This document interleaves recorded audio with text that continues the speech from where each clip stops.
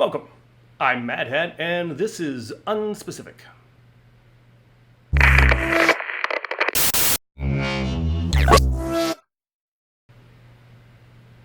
On the episode today, we're going to talk about information security and how to get into information security. I've mentored a number of people over the years, and it always starts with the same question. How do I get in information security?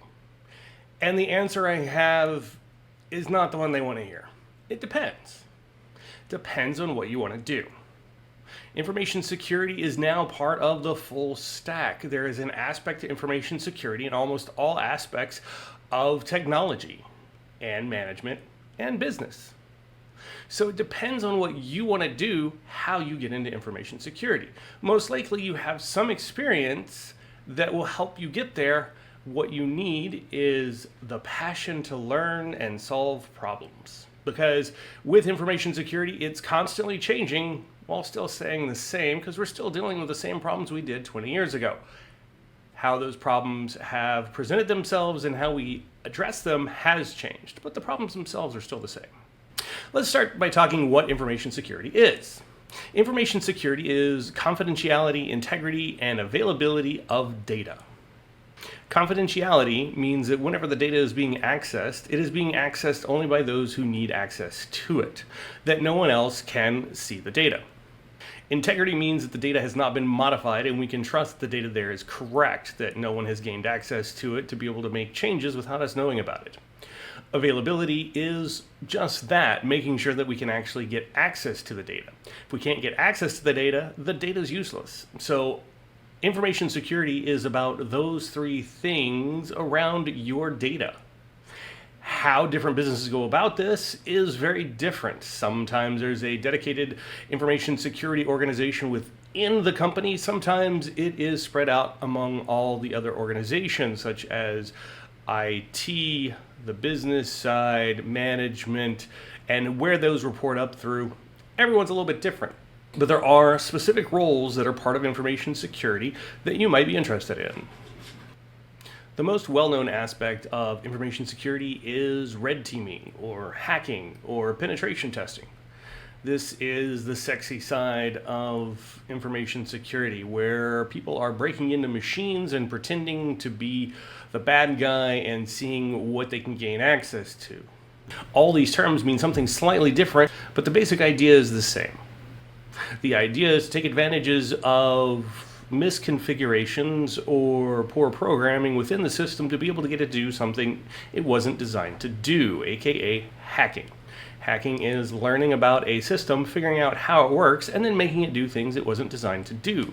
This is not specific to information security, but hacking in general. That's why we have art hacks, food hacks, and everything else. But hacking is most commonly used with the idea of breaking into computer systems. Not necessarily maliciously, but still. Breaking into computer systems is normally known as hacking. The red team, penetration testers, or hackers, are the ones who break into the systems and try to see if they can gain access to data. This is mimicking the bad guys to be able to show what data is accessible even whenever it's not supposed to be. Now, the other side of that is the defenders, the blue team, often part of a security operations center or SOC. This is most commonly the way people say to get into information security, by becoming a SOC analyst. This is a person who sits and watches the logs and alerts of different tools, tracks down the information, and determines whether or not it needs to be escalated to another team, or if it is a false positive or a low-level event that doesn't need to be investigated. Because a lot of this is tedious work, the more experienced people often don't want to do this, which is why it's easier to get in if this is the kind of work you're wanting to do. Now, a lot of people will start here and then move across to another part of information security, but that can be true for any one of the fields we're talking about. You can get into information security from a completely different area and then be able to migrate across once you learn enough. The whole key is to continue learning as you're going through it. All of these organizations continue to grow over time, adding new roles and figuring out new ways of dealing with things. One of the new and more popular roles is known as a threat hunter. Now, a threat hunter can mean several different things depending on what organization you're working for, but it often means digging through information, both internal and external, to look for indicators of compromise or IOCs. This means looking for anomalies in your traffic or in log data. It can also mean looking for anomalies outside, your machines talking to other machines, your machines being reported on botnets, things such as this. It's kind of a vague term, threat hunter, but overall it means being a data analyst and digging through information to try to find that needle in a haystack. Once the blue team has identified something that is worth investigating, it goes to another group commonly known as DFIR, or Digital Forensics and Incident Response. These are the investigators. These are the ones who do the deep dives and look into what happened, why it happened, root cause analysis, and try to determine how to keep it from happening again. The digital forensics often look at the full disk to find out what all was done by the malicious actor or malware or whatever it may be. Incident response is commonly the group that tries to rein in, put out the fires, and make sure that things are continuing to work as expected for the business. Because if your business stops working, you don't make money and you don't have a job.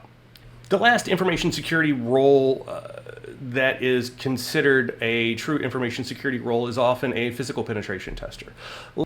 From here, we start talking about the rest of the information security field that actually bleeds into other parts of the organization. We can start with auditing and assessing. Now, this is part of information security and has been for a while, but a lot of times people see it as outside of that scope. A lot of it has to do with business and business requirements, regulations, and laws, such as Sarbanes-Oxley. We have PCI, which is payment card industry. We've got HIPAA, which is about health data. GDPR, which is the new EU regulation to protect data and to allow people to know what data is being collected. All of these are assessed and determine whether or not the company is following the right security steps to be as secure as possible. Now, there's a lot of debate over whether or not these types of assessments are valuable or not, or if it's just a bunch of checking the box. It really depends on the organization and how seriously they take security versus just compliance. You can be compliant and not be secure, or you can be secure and not be compliant, but really you want to be secure and compliant. The ideas put down in a lot of these regulations are valid. It's just how they're implemented. You can implement it without actually doing any good whatsoever, or you can implement it and actually have it work the way it was designed. Auditors and assessors have often been thought of as a financial responsibility because that is where most of the auditing started. And a lot of people got into information security through one of the big 6 audit firms. Big 5 now, big 4, can never keep track. Anyway, it's a valid way of getting into information security. It also pays well, and there's almost always job openings for it. It does get a little mundane and tedious if you're not into that kind of work. It is not along the same lines as doing penetration testing or other testing, but it is a valid part of information security. Part of this series on information security will include additional talks where we will be going over common acronyms and terms used in information security to try to make it easier. I'm going to split those up into small classes where we will talk specifically about technology, assessment and auditing, DFIR, different sections to try to make it easier to ingest rather than one long video. So stay tuned for that. Watch the channel. Those will be coming up. The next part of information security we'll be talking about is development, or DevOps. There are lots of tools out there that will help monitor and secure networks, but they're not exactly what you need in all instances. A lot of companies will hire developers to develop tools specific to that company to monitor and maintain information security, whether it be asset management, IP management, vulnerability management, or one of many other aspects. Also, a lot of the tools that you can buy are just frameworks, and while the frameworks are great, without customization, they're really kind of useless. So developing is a common part of information security. If the organization does custom application development, whether it be a web application or a thick client, those things need to be tested as well. So developers that know information security can help with testing that, whether it be through dynamic scanning or static scanning, meaning checking the application to see whether or not it has common vulnerabilities. Understanding how coding works allows you to be a better information security person in that role. Okay, so the next one we're going to talk about is engineering and implementation. So all the tools that are out there have to have machines that they're running on. They have to be investigated. We have to make sure that they work the way they're supposed to, that they're going to integrate with our environment. And usually the people who do that are the information security engineers. These are the people who are figuring out how the new tools work, how they integrate, how they work together, and how to implement them. The security engineers often have a background in system administration. It makes it very easy to be able to install and maintain the software, make sure that it's working, be able to tweak the configurations, and everything else. So for those of you coming from a system administration background, such as a Linux system administrator or Windows system administrator, for instance, you have the opportunity to move into an information engineering role to be able to help maintain all those tools that the Security Operations Center will be monitoring. All the things I'm talking about usually exist in an organization, but how they exist in the organization is going to be unique to almost every organization. Where they live within information security or where they live in the org as a whole is going to depend on how that particular organization is set up. Sometimes information security will have its own organization where everybody reports up through a CISO or a Chief Information Security Officer, while others will have the information security personnel pushed out to all the different orgs so that there are representatives of information security in each one of the departments. So it's not necessarily that you don't work for information security if you don't report up through the CISO, it just may be a different type of role. The thing to keep in mind is whenever you're looking to change, be sure and document how you worked with information security within your role, because it'll help you move to the next opportunity and explain that you understand what information security is. So the next one we're going to talk about is vulnerability assessment and vulnerability management. Basically, this is scanning the network and machines in different ways to be able to determine whether or not the machines are patched, whether or not there's common misconfigurations or common vulnerabilities. This is not the same as penetration testing, red teaming, or anything of that nature.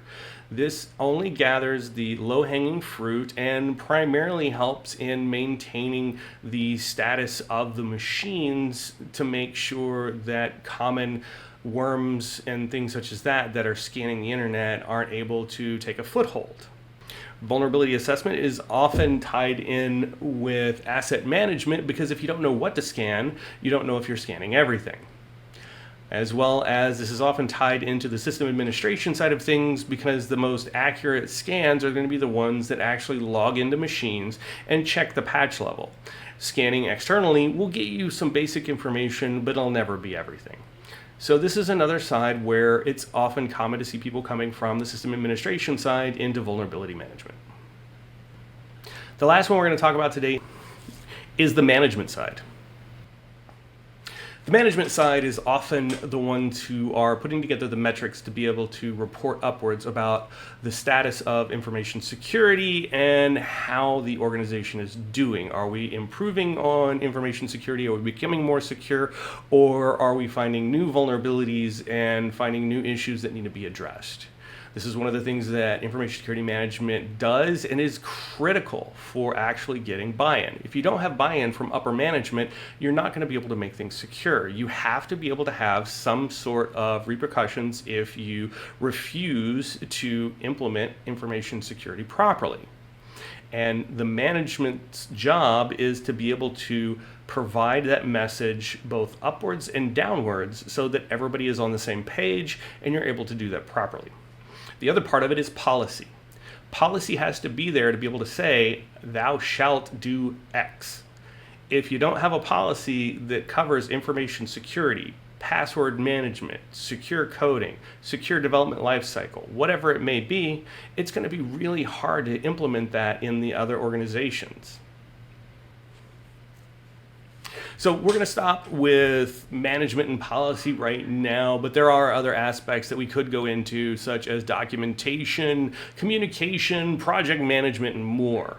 There are a lot of different ways to get into information security. Once you're tied into an information security org or a role that has some level of information security tied to it, learn everything you can and figure out which direction you want to go, because once you get your foot in the door, it's easier to move on. Don't think because you have experience somewhere else in an organization that you can't get into information security without knowing how to program or hack or code or something of that nature. That's not what it's all about. What it's about is problem solving, the passion for learning, and being able to work through the problems. There are always going to be problems there, and we need people to help figure out how to solve those problems in a way that allows us to continue to do business. That is a key. We can't go in and just say no. We have to be able to say, okay, that's what you want to do. Let's come up with some ideas of how we can do that, but stay within the policy and guidelines that we have in place to keep us secure. As I mentioned earlier, I'm going to continue doing short videos such as this on information security, deeper dives into some of these roles and responsibilities, as well as common terms and acronyms, things such as that, to make it easier for people. If there's something you want to see specific, please leave it in the comments below or find me on Twitter at unspecific. I could mention the whole like, subscribe thing, but if you're watching this and you haven't figured that out by now, yeah, you should have figured that out by now. So anyway, until next time, enjoy.